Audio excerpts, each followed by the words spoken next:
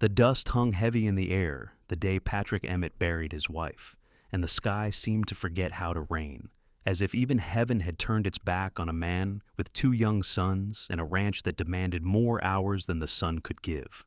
Patrick stood at the grave marker he had carved himself, rough wood bearing Sarah's name and the dates that marked a life too short. His boys, Michael aged 7 and Thomas only 4, clung to his legs like they might anchor him to this earth when grief threatened to pull him under. The preacher from Fort Lyon, Colorado, had spoken words that meant nothing, empty promises about peace and rest when Patrick knew only the crushing weight of what came next. How does a man raise sons alone? How does he teach them about gentleness and kindness when his own hands knew only rope and leather and the hard work of keeping cattle alive through Colorado's unforgiving seasons? The years that followed were a blur of burnt meals and mended clothes that never quite fit right. Patrick learned to braid hair poorly, to soothe nightmares with clumsy words, to be both father and mother to boys who deserved better than one grieving man doing his inadequate best. The ranch somehow survived, though some years it felt like they were all just holding on by their fingernails. He taught his sons to ride before they could properly spell their own names, to mend fence and track cattle and read the sky for storms. They grew tall and strong, those boys, but Patrick saw the gaps in their raising, the softness they needed that he could not provide. By the time Michael turned 15 and Thomas 12, they had become a unit of 3, moving through their days with practiced efficiency. The ranch was small but profitable enough, tucked into a valley where the grass grew thick in spring, and the creek ran cold and clear year-round. They drove cattle to market twice a year, kept chickens that provided eggs, and maintained a garden that produced vegetables more through stubborn determination than any real skill. Patrick had learned to cook 4 meals tolerably well, and they rotated through them with monotonous regularity. Beans and bacon, venison stew, cornbread and gravy, fried potatoes with whatever meat they had on hand. It kept them alive, but it was sustenance, not comfort. The boys never complained, which somehow made it worse. They accepted their rough life with the stoicism of soldiers, and Patrick watched them grow harder than boys their age should be, missing something essential that he could not name but felt like a wound that would not heal. It was Thomas who first spotted the wagon, broken down on the road that passed a mile from their eastern pasture. Patrick had sent the boy to check on a section of fence that had looked weak the week before, and Thomas had come galloping back with news of travelers in trouble. Patrick felt the familiar weight of obligations settle on his shoulders. You helped folk in need out here, that was the code, but he had his own work pressing and time was always short. Still, he saddled his horse and rode out with Michael while Thomas stayed to tend the animals. The June sun beat down merciless as they approached the wagon, and Patrick could see the problem immediately. The rear axle had cracked clean through, probably hitting a rock or a rut too hard. The wagon listed at a drunken angle, and standing beside it was a woman. She was not young, Patrick noted, maybe 30 or so, wearing a faded blue dress that had been mended more times than seemed possible.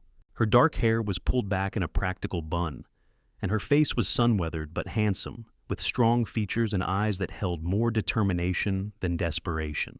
An older woman sat in the wagon's shade, white-haired and frail-looking, fanning herself with a piece of folded paper. "Afternoon," Patrick said, touching his hat brim as he reined in his horse. "Looks like you have got some trouble." The woman straightened, wiping her hands on her apron. "That would be an understatement, sir. The axle broke about 2 hours ago. We have been trying to figure out what to do." Her voice was clear and educated, with an accent that spoke of the East, maybe Pennsylvania or New York. Patrick dismounted and walked around the wagon, assessing the damage with a practiced eye. It was bad, too bad for a quick fix on the road. "This will need proper repair, probably a new axle. Where were you headed?" "Fort Lyon," the woman said. "We came from Kansas. I am Willa Thompson, and this is my Aunt Clara." She gestured to the older woman in the wagon. "We heard there might be work in Fort Lyon, and my aunt has family there, or did many years ago." Patrick nodded slowly. Fort Lyon was still a good 8 miles down the road, and the sun would be setting in a few hours. The prairie was no place for 2 women alone at night, and that wagon was not going anywhere without serious work. He felt the tug of responsibility again, stronger this time. "I am Patrick Emmett. This is my son Michael." He paused, weighing his words. "My ranch is about a mile west of here. We can get your aunt there safely, make her comfortable. The wagon will have to stay here tonight, but tomorrow I can bring tools and lumber. See about fixing that axle, or at least getting you to town where a proper wheelwright can help." Willa Thompson studied him with eyes that were cautious but not afraid. She was measuring him, Patrick realized, trying to determine if he was trustworthy or a threat. He stood still and let her look, knowing that his face showed every one of his 38 years, every hardship and loss, but also knowing that he was making an honest offer with no ill intent. Finally, she nodded. "That is very kind of you, Mr. Emmett. We accept. I will stay with the wagon, but if you could take my aunt somewhere safe, I would be grateful." "Both of you," Patrick said firmly.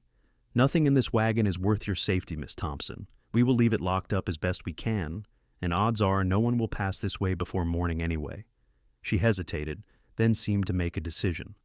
"All right, let me gather some things." Michael had been sitting silent on his horse, watching the exchange with the careful attention Patrick had taught him. Now the boy dismounted and helped Willa retrieve a canvas bag from the wagon and assist her Aunt Clara down from the seat. The old woman was thin and moved with difficulty, and Patrick saw that her hands shook with palsy. She smiled at him, though, a sweet expression that reminded him painfully of his own grandmother, long dead. "You are very kind, young man," Clara said, and Patrick almost smiled at being called young at his age. They made an awkward procession back to the ranch, Clara riding double behind Michael, while Willa sat side saddle behind Patrick, her bag clutched in her lap. She held herself stiffly, trying not to touch him more than necessary, and Patrick appreciated the propriety, even as he was acutely aware of her presence. It had been 8 years since a woman had been this close to him, and something in his chest felt tight and strange. Thomas had supper started when they arrived, which meant beans warming over the fire, and cornbread that would probably be half burnt. The boy's eyes went wide at the sight of women, and he stood frozen in the doorway of their small ranch house like a deer caught in lamplight. "Thomas, this is Miss Willa Thompson and her Aunt Miss Clara," Patrick said, dismounting and helping Clara down with careful hands. "They have got wagon trouble. They will be staying tonight, and we are going to act like we have got some manners, understood?" "Yes, sir," Thomas said, then seemed to remember himself. "Welcome, madam. Both, madam, ma'ams, welcome." Despite everything, Patrick saw Willa smile, and it transformed her face, making her suddenly lovely. "Thank you, Thomas. Something smells good." That was a generous lie, but Thomas beamed anyway. They got everyone inside, and Patrick suddenly saw his home through a stranger's eyes. The cabin was rough but solid, 2 rooms with a loft where the boys slept. He had built it himself 12 years ago, when he and Sarah first claimed this land. It was clean enough. He made the boys scrub every Saturday, but it was sparse and unmistakably masculine. No curtains on the windows, no flowers, no softness anywhere. Just furniture built for function and clothes hanging on pegs and tools stacked in corners. Clara settled into Patrick's own chair, the only comfortable one, while Willa looked around with an expression Patrick could not quite read. Not judgmental exactly, but assessing. "I will sleep in the barn tonight," Patrick said. "You and your aunt can have my bed, Miss Thompson. Boys will stay in the loft as usual." "Absolutely not," Willa said immediately. "You have already done too much. Clara can have the bed, and I will sleep anywhere. I am not particular. I have slept on the ground before." They argued about it for a few minutes before finally settling on Clara taking Patrick's bed, Willa taking the boys' room where Michael usually slept, and all 3 males bunking in the loft. It was cramped but manageable. Supper was exactly as bad as Patrick had feared. The beans scorched and the cornbread hard enough to break teeth. But no one complained. Willa ate with apparent appetite, and Clara picked at her food delicately. They talked little, exhaustion and strangeness keeping them all quiet. But Patrick noticed things. The way Willa made sure her aunt had water within reach. The way she had calluses on her hands from hard work. The way she watched his boys with something like sadness in her eyes. After supper, Willa stood and began clearing dishes without being asked, and before Patrick could protest, she had water heating and was washing their plates and cups with efficient motions. Michael jumped up to help, drying while she washed, and the 2 of them worked in companionable silence.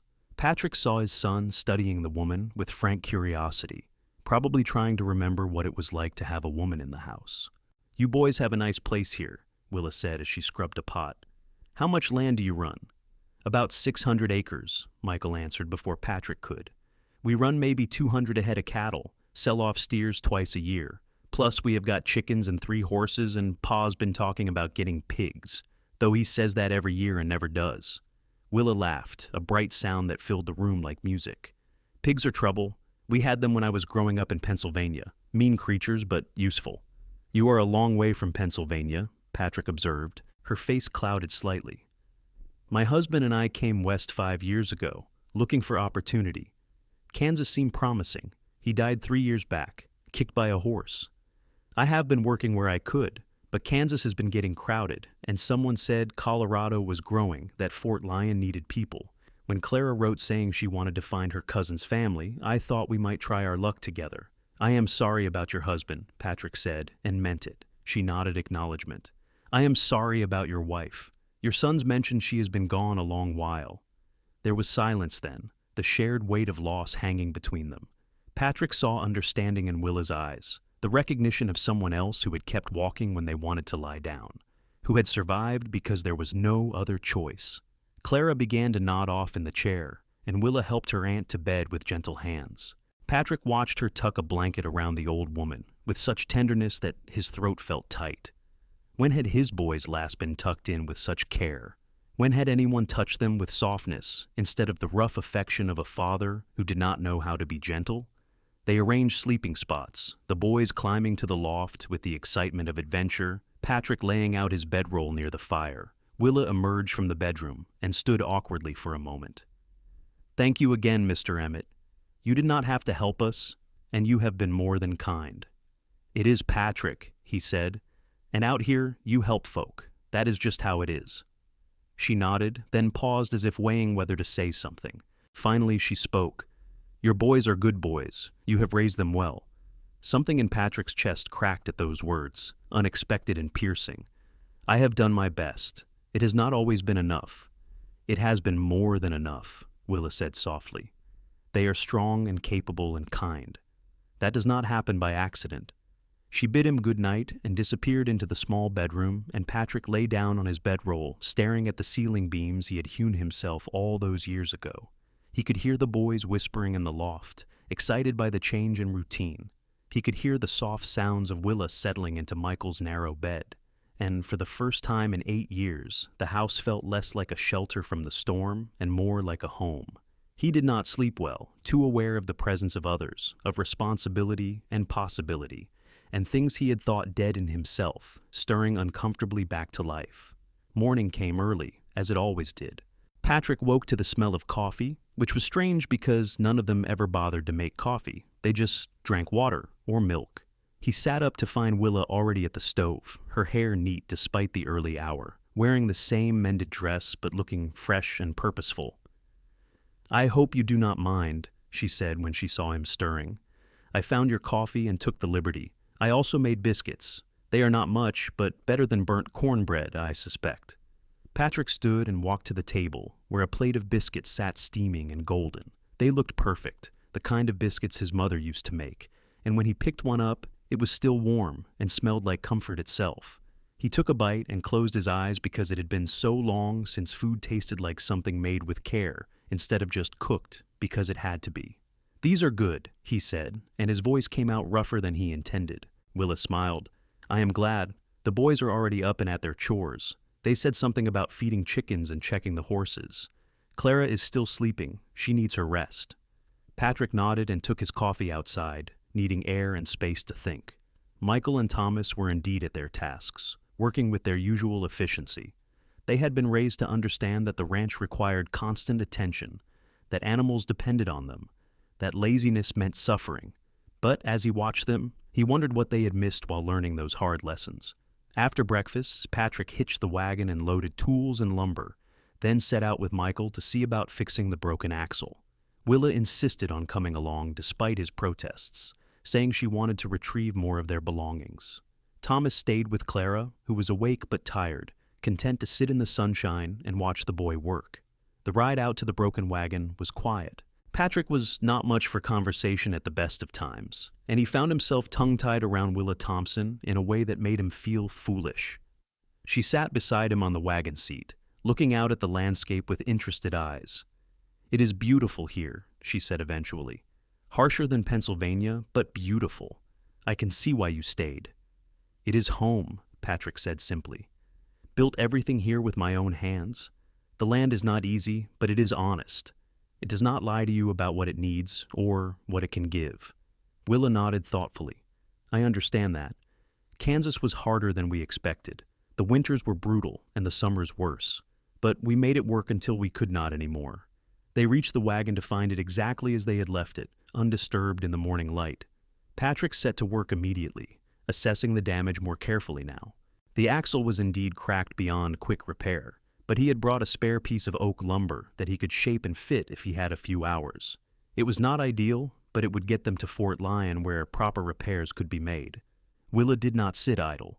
She climbed into the wagon and began organizing their belongings, pulling out what she wanted to bring back and securing the rest. Patrick found himself watching her when he should have been working, noticing the efficient way she moved, the determined set of her shoulders. She was not beautiful in the conventional way, but there was something appealing about her competence, her quiet strength. Michael helped him work on the axle, the two of them falling into the familiar rhythm of father and son who had worked together for years. The boy was skilled for his age, anticipating what Patrick needed before being asked. As they worked, Patrick heard Willa moving around in the wagon above them, and once he heard her singing softly to herself, a song he did not recognize, but that sounded sad and sweet. "She seems nice," Michael said quietly, his voice pitched for Patrick's ears only. "She does," Patrick agreed, shaping the wood with careful strokes of his knife. "Are you going to court her?" Patrick nearly dropped his blade. "What kind of question is that?" Michael shrugged, suddenly looking younger than his 15 years.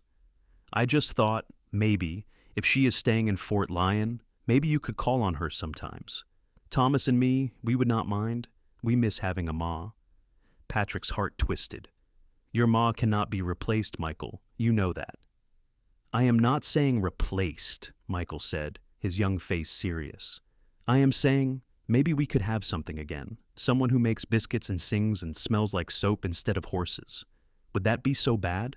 Patrick had no answer for that, so he focused on his work and tried to ignore the hope he had heard in his son's voice, hope that felt dangerous because it might lead to disappointment. They worked through the heat of midday, and Willa produced sandwiches from somewhere, bread and cheese wrapped in cloth, and a jar of cool water. They ate in the shade of the wagon, and Patrick learned more about her life. She had been a schoolteacher before marriage, which explained her educated manner of speaking. Her husband had been a farmer, and she had worked beside him in the fields, which explained her calluses and strength. She had no children, which was a source of sorrow she did not quite hide when Michael asked. "I wanted them," she said simply, "but God did not see fit to bless us that way. Now, I suppose it is just as well. Raising children alone is hard, as you well know." Patrick met her eyes and saw understanding there again, that shared experience of isolation and struggle. "Hard does not mean impossible," he said. "You just do what needs doing." "That is all any of us can do," Willa agreed. By late afternoon, Patrick had the temporary axle fitted and secured. It would not last forever, but it would get them to town. He hitched up the horses that had been grazing hobbled nearby, and they made a small caravan back to the ranch. Patrick and Michael in their wagon, Willa driving her own. They arrived to find Clara looking much better after a day of rest. Her color improved and her spirits high. Thomas had apparently entertained her with stories about the ranch and the surrounding area, and the old woman was smiling broadly as they came into the yard. That evening's supper was a different affair entirely. Willa had somehow transformed their meager supplies into a proper meal. Venison roasted with wild onions she had found growing near the creek, potatoes fried crisp and seasoned with herbs, gravy that was smooth instead of lumpy. There was even a pie made from dried apples, and Patrick could not remember the last time they had eaten dessert. The boys ate like they were starving, and maybe they had been, just not for food. They were starving for this, for the feeling of being cared for a table that felt welcoming instead of just functional. Patrick saw them watching Willa with something like reverence, and he understood because he felt it too. After supper, Clara asked if anyone played music, and Thomas shyly admitted that his mother had been teaching him guitar before she died, and he still practiced sometimes. He retrieved the instrument from where it hung on the wall, dusty from neglect, and began to play. He was not skilled, but he was earnest, and the simple melody filled the house with something it had been missing. Willa sang along, her voice clear and true, and even Patrick found himself humming, some old hymn from his childhood that he had forgotten he knew. They sat around the fire as the night deepened outside, and Patrick felt something in him loosening, some tight knot of grief and loneliness beginning to unravel. When it was time for bed, the arrangements were the same as the night before, but the awkwardness was gone. They moved around each other with easy familiarity now, as if 2 days had been enough to establish new patterns. Patrick lay on his bedroll again and listened to his house settling around him, and he thought about Michael's question. Would it be so bad? The next morning, Patrick knew he needed to get Willa and Clara to Fort Lyon. He had work pressing, fences to mend, and cattle to check. But he could not send them off alone, not with that jury-rigged axle. So he hitched up both wagons, put Michael in charge of the ranch with Thomas as backup, and set out with the 2 women for town. Fort Lyon sat in a bend of the Arkansas River, a growing settlement that had started as a military fort and evolved into a trading center for the surrounding ranches and farms. It had a main street with a general store, a smithy, a hotel, a church, and a handful of other businesses. The fort itself still stood at the edge of town, though it was being decommissioned, the soldiers gradually withdrawing as the Indian Wars wound down and the frontier became less wild. Patrick drove the wagon down the main street, acutely aware of the stares they were attracting. It was not often he came to town, and never with women in tow. He could practically hear the gossip starting, the speculation about who these strangers were and what their relationship to the hermit rancher might be. They stopped first at the wheelwright's shop, a sturdy building where a man named Henderson worked wood into wheels and axles with practiced skill. Patrick explained the situation, and Henderson examined the broken axle with a critical eye. I can fix this proper, but it will take me 3 days, maybe 4, Henderson said. I have got other work ahead of you, and I will need to send for a part from Pueblo, going to cost you about $15. Patrick saw Willa's face tighten with worry. $15 was a fortune for people traveling with limited funds. Before he could think better of it, he spoke up. Put it on my account, Henderson. Miss Thompson can settle with me later. Patrick, no, Willa said immediately. I cannot accept that. You have already done too much. You will pay me back when you can, Patrick said firmly. No sense arguing about it in the street. Willa looked like she wanted to argue further, but Clara laid a gentle hand on her niece's arm. Accept the kindness, dear. We will repay him, but for now, accept it. They left the wagon at Henderson's shop and moved on to the hotel, a 2-story building that had seen better days but was clean and respectable. The proprietor, a thin woman named Mrs. Dawson, had rooms available, and Patrick paid for 3 nights before Willa could protest again. You have to stay somewhere while the wagon is being fixed, he said when she opened her mouth to object. And you will want time to locate your aunt's family and see about work. Consider it an investment in good neighbors. We are not neighbors yet, Willa pointed out, but she was smiling slightly. Then consider it an investment in hope, Patrick said, and surprised himself with the words. They got Clara settled in the hotel room, the old woman clearly exhausted from the journey. Willa looked tired too, but she was determined to start making inquiries about her relatives immediately. Patrick found himself offering to help, though he had planned to head back to the ranch before dark. They spent the afternoon walking Fort Lyon streets, asking questions at the general store, the church, the land office. Clara's cousin had been named Margaret Brennan, married to a man named Sean. They had come to Colorado 20 years ago, and Clara had not heard from them in the last 5 years. Finally, at the church, they found answers. The pastor, a young man named Reverend Cole, knew the name immediately, though his face was grave as he spoke. Sean Brennan died 6 years ago, kicked by a horse. Margaret passed 2 years after, pneumonia. They had a son, Connor, but he moved to Denver after his mother died. I am afraid I do not know how to reach him. Willa took the news hard, her face falling. They had come all this way hoping for family, for connection, and instead found only more loss. Patrick felt for her, understood the weight of that disappointment.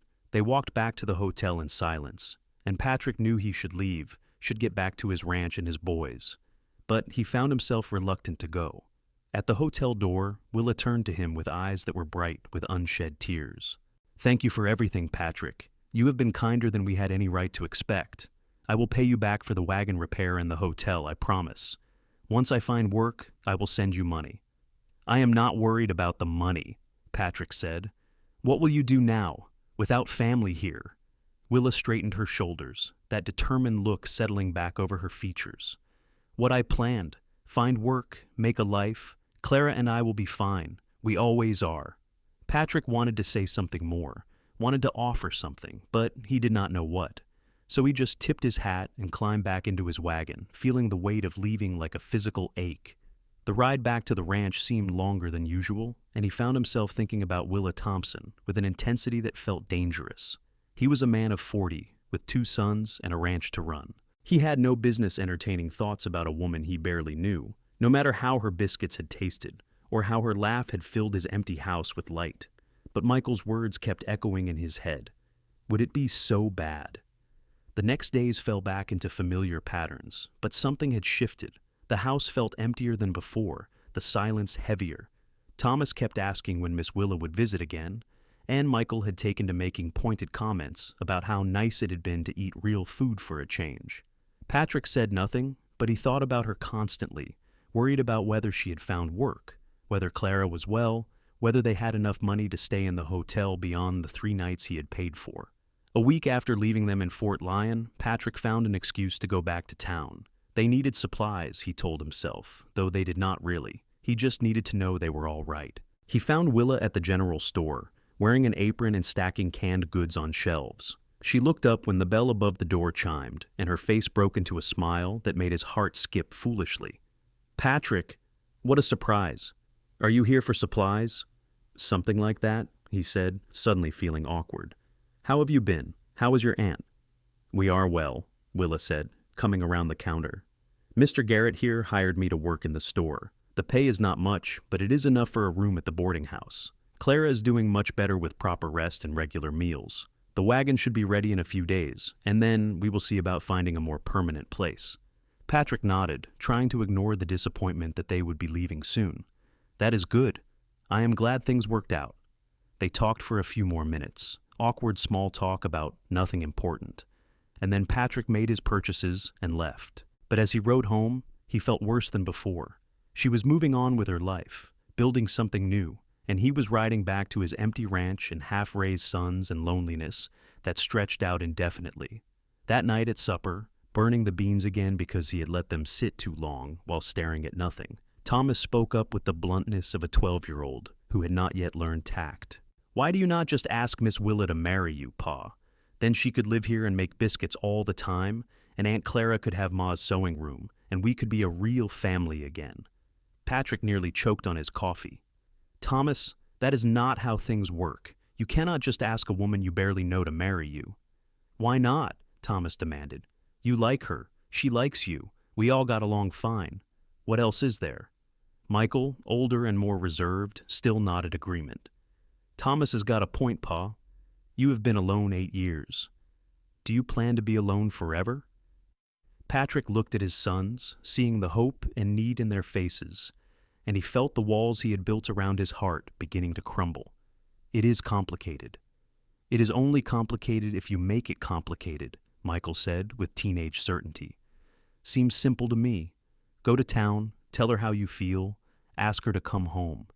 She has her own life to build," Patrick said. "Her own plans."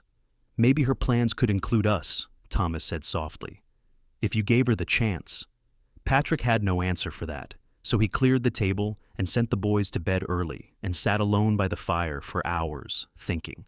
Was he being a coward? Was he letting fear of rejection, fear of change, keep him from something that could be good?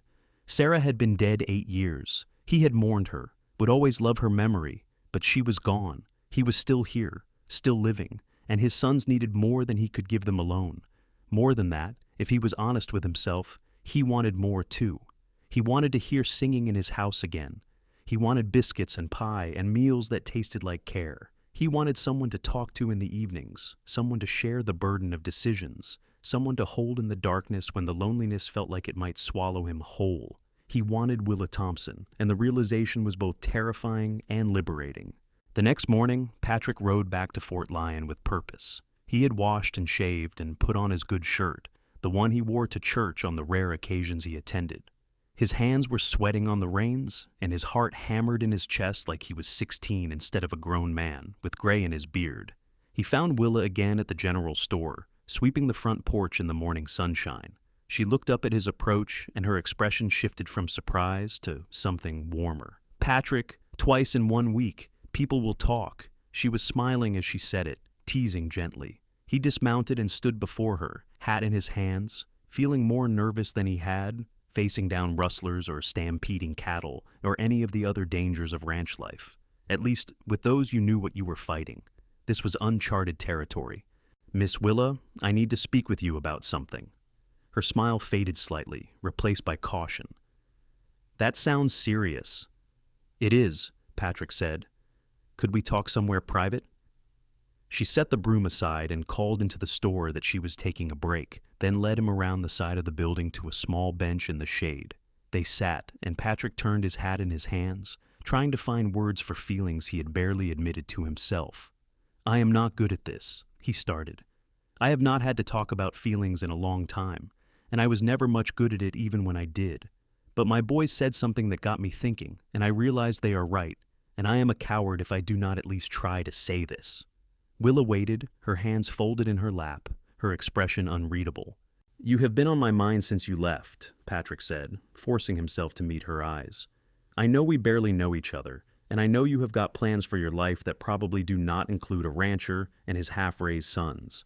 But I keep thinking about those 2 days you spent at my ranch, how different everything felt, how my house felt like a home again, instead of just a place to sleep between work." He paused, gathering courage.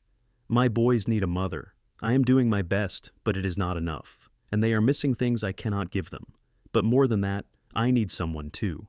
I am tired of being alone. I am tired of burnt food and empty evenings and having no one to share things with. And I think, maybe, you might be tired of being alone too." Willa's eyes had gone wide, and Patrick could not tell if that was good or bad. He pushed forward before he lost his nerve entirely. "I am not asking you to marry me right this minute. I know that would be crazy, but I am asking if you would consider it, if you would give us a chance. Come back to the ranch, spend some time with us, see if maybe this could work.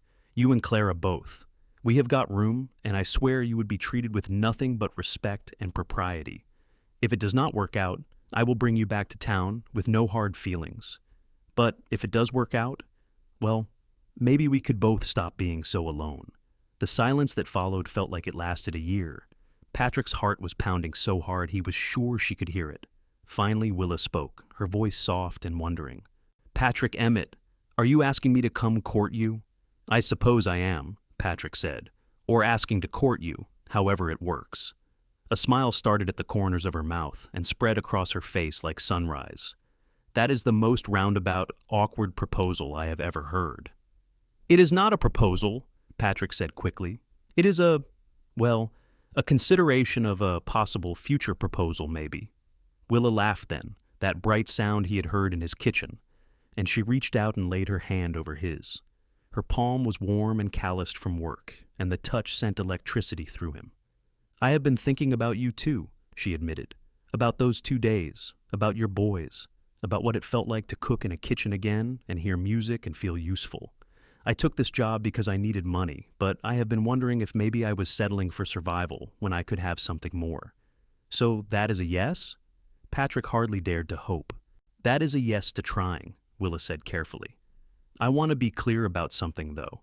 I am not just looking for security or a place to stay.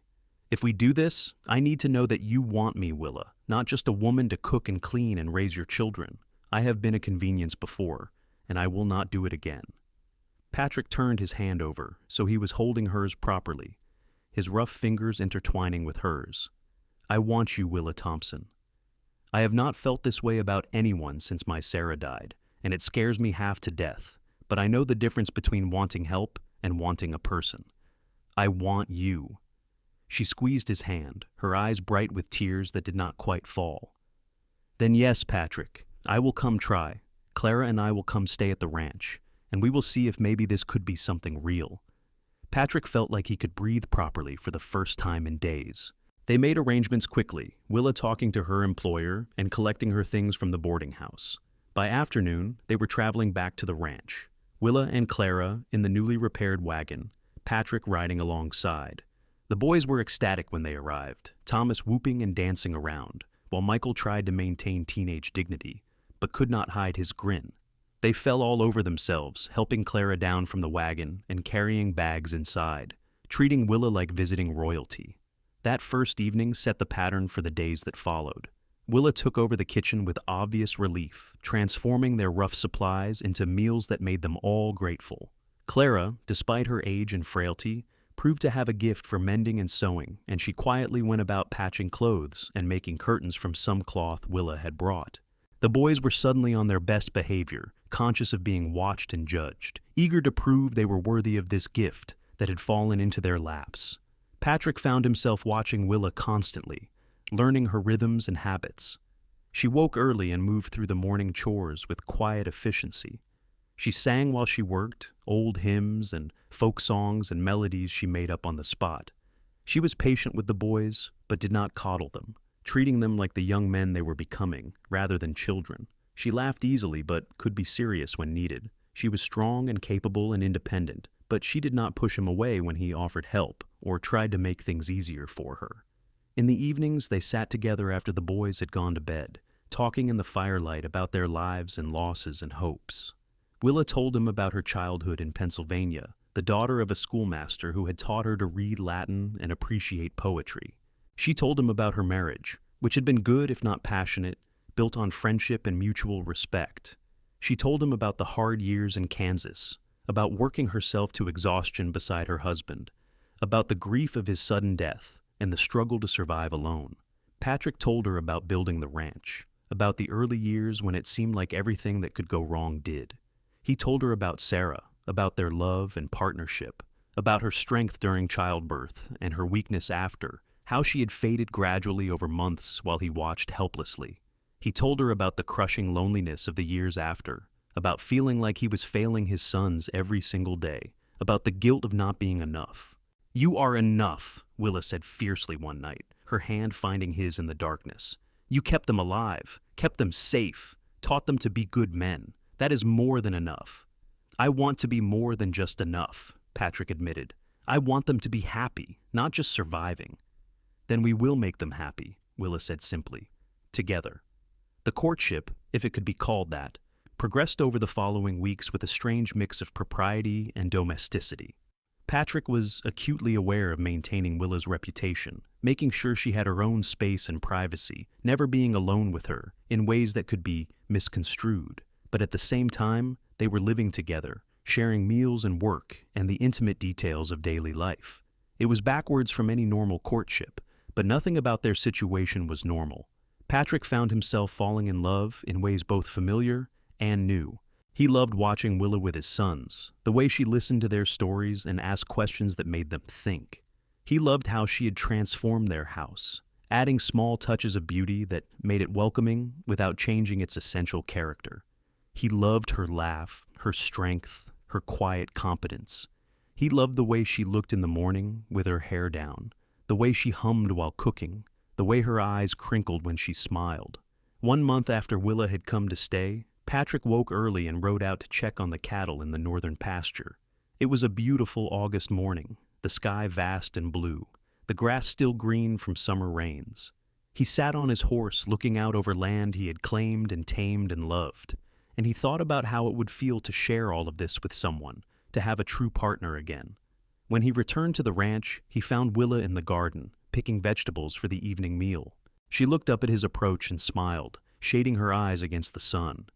"Good morning. How are the cattle?" "Fine," Patrick said, dismounting. "Willa, can I talk to you for a minute?" Something in his tone made her set down her basket and give him her full attention. "Of course." Patrick took a breath, then dropped to one knee there in the garden dirt. Willa's hands flew to her mouth. "I know it has only been a month," Patrick said, "but I have learned more about you in this month than I learned about some people in years. I know you are strong and kind and patient. I know you care for my boys like they were your own. I know you make this ranch feel like a home and my life feel like it has purpose beyond just surviving. I love you, Willa Thompson, and I am asking you properly now to marry me, not just to stay with us, but to be my wife, to share everything I have, to build a future together. Will you marry me? Tears were streaming down Willa's face, and she nodded vigorously before finding her voice. Yes, Patrick. Yes, I will marry you. Patrick stood and pulled her into his arms, kissing her for the first time there in the garden, with the sun beating down and the smell of earth and growing things all around them. She kissed him back with enthusiasm, her arms wrapping around his neck, and Patrick felt 8 years of loneliness and grief finally begin to fade. They were married 3 weeks later in the small church in Fort Lyon, with Reverend Cole officiating and what seemed like half the county in attendance. People were curious about the widow and the widower who had found each other, and they came to witness and gossip and celebrate. Patrick wore his only suit, bought for his first wedding and barely still fitting. Willa wore a dress she had sewn herself from cloth Patrick had bought her in town, simple blue cotton that matched her eyes. Michael and Thomas stood up with Patrick, both boys scrubbed and combed and beaming with pride. Clara sat in the front row, crying happy tears into a handkerchief.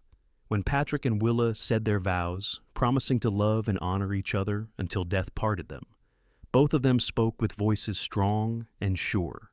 They had both been through enough to know what those promises meant. The wedding breakfast was held at the hotel, and Patrick spent money he could not quite afford on food and drink for their guests. It did not matter. Some things were worth the cost. Willa laughed and blushed and danced with him in the hotel dining room, and Patrick felt young again, felt hopeful, felt like life was beginning instead of just continuing. They returned to the ranch in the late afternoon. All 5 of them crowded into the wagon, and when they pulled into the yard, Patrick saw it with new eyes. This was not just his ranch anymore. It was their ranch, their home, the foundation of the family they were building together. That night, with Clara and the boys tactfully making themselves scarce, Patrick and Willa finally had privacy in the bedroom that was now theirs together.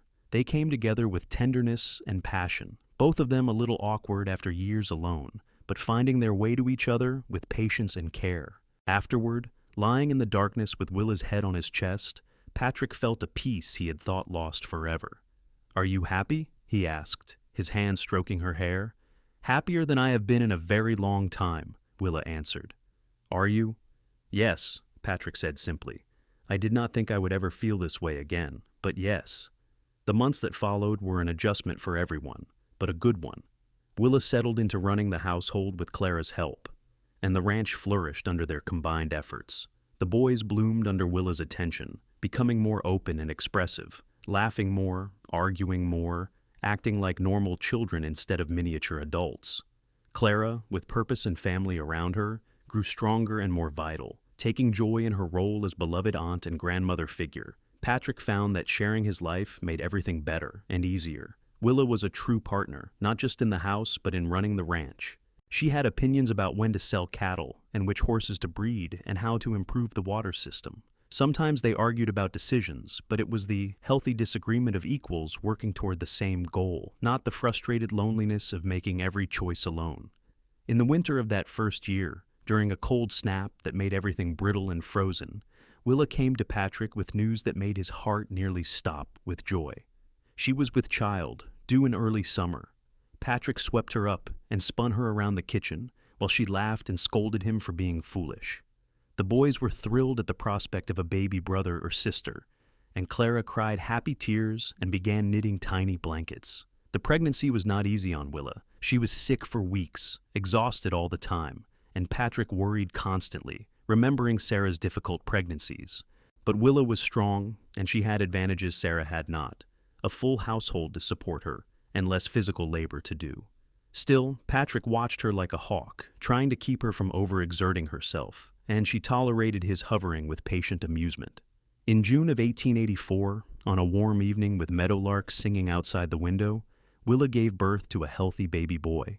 Patrick held his new son with hands that shook, looking down at the tiny, perfect face, and felt gratitude so overwhelming it was almost painful. They named him Samuel Patrick Emmett, and from the moment he drew his first breath, he was loved with an intensity that surprised even Patrick. Michael and Thomas were fascinated by their new baby brother, taking turns holding him with exaggerated care, making faces to try to get him to smile. Clara doted on him shamelessly, rocking him for hours and singing old lullabies. And Willa, despite her exhaustion, seemed to glow with happiness, nursing her baby and looking at Patrick like he had given her the world. The years rolled on, marked by seasons and growth, and the million small moments that make a life. They added on to the house, building a proper parlor and expanding the bedrooms. They increased the herd, bought more land, became prosperous in the modest way of hard-working ranchers. Michael grew into a serious young man who eventually courted and married a girl from Fort Lyon, bringing her home to the ranch and building his own cabin on the eastern section of their property. Thomas proved to have a gift for training horses and established a reputation throughout the region, bringing in extra income and pride. Samuel grew into a bright, energetic boy with his mother's laugh and his father's stubbornness. 2 years after his birth, Willa had another child, a daughter they named Sarah Clara, honoring both the grandmother, the older boys remembered, and the aunt who had been part of their second chance at family. Clara lived to hold her great niece, passing peacefully in her sleep at the age of 73, content in the knowledge that her Willa had found happiness and family. Patrick aged into his role of husband and father and grandfather with a contentment he could never have imagined during those dark years of raising his sons alone. His hair went white, his face lined deeply by sun and wind, but his eyes remained bright with purpose and love. He never forgot Sarah, never stopped loving the memory of her. But he had learned that the heart has an infinite capacity for love, that honoring the past does not mean refusing the future. One evening in the spring of 1895, Patrick sat on the porch of his ranch house watching the sunset paint the Colorado sky in shades of gold and crimson. Willa sat beside him in the rocking chair he had built for her hand in his as it had been for 11 years. Inside the house, they could hear Samuel and Sarah arguing about something trivial, while a new baby, their surprised late-life daughter Emma, cried for her mother's attention. "It is a good life," Patrick said, the words simple but weighted with truth. "It is a very good life," Willa agreed, squeezing his hand. Patrick thought back to that day Willa had appeared with her broken wagon, and her determination, and her aunt, how he had never imagined that helping a stranger would lead to this, to everything. She had come into his life bringing nothing but hope and her own strength, and she had transformed everything, had taken his survival and turned it into living, had made his house a home and his existence a joy. "I love you," he said, turning to look at her properly, seeing the woman who had saved him in ways he had not known he needed saving. "I love you too," Willa said, her eyes soft and warm. "Thank you for taking a chance on me all those years ago. Thank you for seeing past a broken wagon to what we could be." "I think you are the one who took the chance," Patrick said, "coming to live with a stranger and his half-wild boys." "Best risk I ever took," Willa said firmly. Baby Emma's cries grew more insistent, and Willa stood with the easy grace of a woman long accustomed to being needed. Before going inside, she bent and kissed Patrick's forehead, a gesture of such casual affection that it still made his heart swell even after all these years. Patrick sat a while longer, watching the stars begin to emerge in the darkening sky. He thought about his sons, grown and building their own lives, but still close, still part of the fabric of this ranch. He thought about his younger children, gifts he had never expected but treasured beyond measure. He thought about Clara, gone but remembered fondly. He thought about Sarah, his first love, who would always have a place in his heart. And he thought about Willa, the woman who had appeared on a dusty road with a broken wagon and become his everything, who had brought not just biscuits and competence, but laughter and partnership, and a love that had healed wounds he thought would never close. Inside the house, life continued in all its noisy, messy, beautiful chaos. Patrick stood and walked toward it, toward his family and his home and the future they were building together, one day at a time. The Wild West was settling, becoming civilized. But here on this ranch in Colorado, the things that mattered remained unchanged. Family, love, hard work, hope. And it all started with a woman and a loaf of bread she had not yet baked, arriving at just the right moment to save a cowboy and his sons from a loneliness they had learned to endure but never overcome. It was a simple story in many ways, but it was theirs, and it was everything. Patrick Emmett had learned that sometimes the best things in life come when you least expect them, that helping a stranger can change your entire world, that it is never too late to begin again. He had learned that love does not replace what was lost, but grows alongside it, that grief and joy can exist in the same heart without diminishing either. As he stepped into his house, Into the warmth and noise and chaos of his beautiful, unexpected second chance at happiness, Patrick sent up a silent prayer of gratitude for broken wagons and determined women, and the hope that keeps us all moving forward even when the way seems impossible. The house settled into evening rhythms, children being corralled toward bed, Willa nursing the baby in the rocking chair by the fire, the older boy's distant laughter carrying through the open window from Michael's cabin across the yard.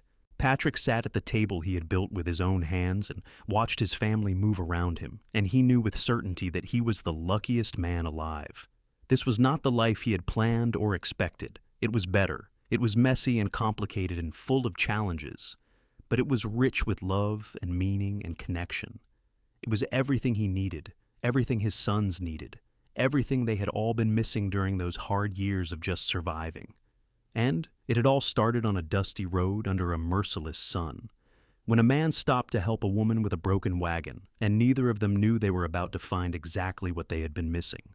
Years later, when Patrick was an old man with grandchildren and great-grandchildren running through his ranch, he would tell them the story of how he met their grandmother. He would tell them about the broken wagon and the temporary axle and the biscuits that first morning. He would tell them about gathering courage to propose in a garden, about a wedding in Fort Lyon, about a life built on hope and hard work and love that endured. And the children would listen wide-eyed, thinking it all sounded like a fairy tale, not understanding yet that the best love stories are not about princes and princesses, but about real people choosing each other every single day, about finding someone who makes you want to be better, about building something lasting in a world that constantly tries to tear things down. Willa would add her own perspective to the story, talking about taking a risk on a stern-faced rancher and his wild boys, about choosing to hope for something better instead of settling for survival, about finding love in the last place she expected to look. Patrick lived to be 73 years old, working his ranch until the very end, surrounded by family and the legacy he and Willa had built together. When he passed, it was peacefully, with Willa holding his hand, and his last words were, "Thank you, simple and heartfelt, for the woman who had changed everything." Willa lived another 7 years, presiding over the ranch with the help of her children and grandchildren, keeping Patrick's memory alive, keeping their story alive, making sure everyone knew that love could be found even after loss, that it was never too late to begin again, that hope and a willingness to take a chance could transform everything. The ranch stayed in the family for generations, growing and changing, but always keeping its heart, always remembering the man who built it alone and the woman who made it a home. And sometimes, on quiet evenings when the wind blew just right across the Colorado plains, it seemed like you could almost hear singing, almost smell fresh-baked bread, almost feel the presence of two people who had found each other against all odds and built something beautiful that endured long after they were gone. Their story became part of the fabric of Fort Lyon, told and retold, changing slightly with each telling, but keeping its essential truth. It was a story about loneliness and hope, about the courage to try again, about the transformative power of love and partnership. It was a story about a cowboy who raised his sons alone until a woman came with hope and strength and changed everything forever. And in the end, it was a story about the simple truth that we all need each other, that we are stronger together than apart, that opening your heart to another person is the bravest and most rewarding thing any of us can do. Patrick and Willa's love story was not unique in its elements. People had been falling in love and building lives together since the beginning of time, but it was unique to them, precious and perfect, and exactly what they both needed. It was a love built on respect and partnership, on shared work and shared dreams, on the understanding that comes from both having survived loss and come through the other side. It was a love that saved them both, gave their lives new meaning and purpose, created a family that thrived for generations. It was a love that started with a simple act of kindness, a cowboy stopping to help a stranger, and grew into something that shaped the lives of everyone it touched, and that, in the end, is what love is supposed to do. It is supposed to change us, challenge us, make us better than we were. It is supposed to give us reason to hope, reason to work, reason to keep going even when things are hard. Patrick and Willa found that in each other, and they held on to it with both hands for the rest of their lives, grateful every single day for the broken wagon and the dusty road and the moment when their paths crossed and changed both their lives forever. Their children and grandchildren carried forward the lessons they learned from watching Patrick and Willa build their life together. Lessons about perseverance and kindness, about taking chances and working hard, about never giving up on hope even when circumstances seem impossible. The ranch remained a place of love and welcome, where family gathered and stories were told, and the legacy of two people who chose each other continued to ripple outward. Samuel, their oldest son together, eventually took over the main operation of the ranch, running it with the same dedication his father had shown.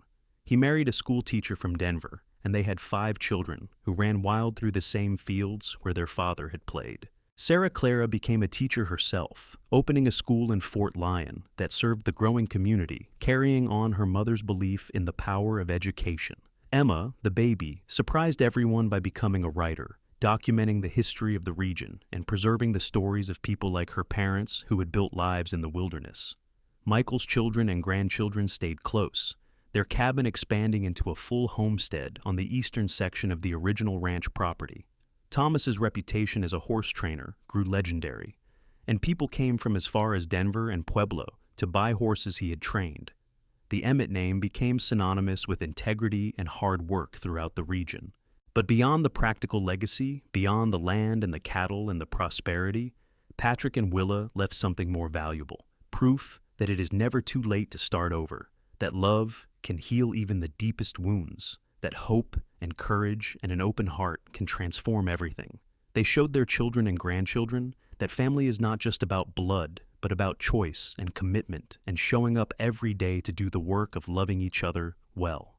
The Wild West they had lived in gradually disappeared, replaced by progress and civilization and modern conveniences. But the values they had lived by, the love they had built their lives around, remained timeless and true. Their story became part of the larger story of the American frontier, one small thread in the vast tapestry of people who ventured west, looking for opportunity, and built lives from nothing but determination and hope. And on quiet evenings in Fort Lyon, Colorado, when old-timers gathered to share memories and stories, someone would inevitably mention Patrick Emmett and Willa Thompson, the cowboy and the woman with the broken wagon. And people would smile and nod because everyone knew that story. Everyone understood what it meant. It meant that miracles can happen in the middle of ordinary days. It meant that helping a stranger can change your life. It meant that love is always worth the risk. Their story, simple as it was, became a testament to the enduring power of human connection, of two people finding each other in the vastness of the Colorado plains and choosing to build something beautiful together. It was a story worth telling, worth remembering, worth passing down through generations as a reminder that even in the hardest times, hope and love can still bloom. Patrick and Willa Emmett lived their love story fully and completely, and when their time on Earth ended, they left behind a legacy that continued to touch lives for generations. They proved that the best love stories are not about perfect people, but about real people choosing each other despite their flaws and fears, working together to build something that lasts. And in the end, is not that what we all want? To be seen and chosen and loved, to build something meaningful that outlasts us, to know that our lives mattered and made a difference? Patrick and Willa found all of that in each other, and in doing so, they created a story that became part of the enduring legend of the American West, a reminder that in the midst of hardship and struggle and loss, love still finds a way. Their ranch stood for over a century, eventually being designated as a historic site, preserved as an example of frontier life and the people who built the West. Visitors walked through the house Patrick built, saw the kitchen where Willa cooked those first biscuits, stood on the porch where they sat together through countless evenings, and felt the echo of the love that had filled those spaces. The story of the cowboy who raised his sons alone until a woman came with hope and transformed everything became part of local folklore, told to tourists and newcomers, preserved in the Historical Society's records, painted on a mural in Fort Lyon's town square. It was a story that resonated because it spoke to universal truths about human nature, about our deep need for connection and belonging, about the courage it takes to open your heart again after loss. And so, the legacy continued, generation after generation, the story growing and changing slightly with each telling, but never losing its essential heart, that Patrick Emmett was a good man who did his best and thought it was not enough, until Willa Thompson showed him that together they could be more than either of them was alone, that together they could build something beautiful and lasting, that love, when you have the courage to embrace it, can heal and transform and redeem everything it touches. Their story ended, as all stories must, but their love endured in the lives they shaped, the family they built, the community they served, and the example they set. They showed that the Wild West was not just about cowboys and cattle and frontier justice, but about people building lives and families and communities, about hope and perseverance and the enduring power of human connection. Patrick and Willa's love story was complete, fully lived and deeply felt, a testament to what is possible when two people choose each other and commit to building a life together. And in that completion, in that full and perfect ending, their story became timeless, a reminder that true love, real love, the kind that lasts, is always worth the risk, always worth the work, always worth the hope it takes to begin again.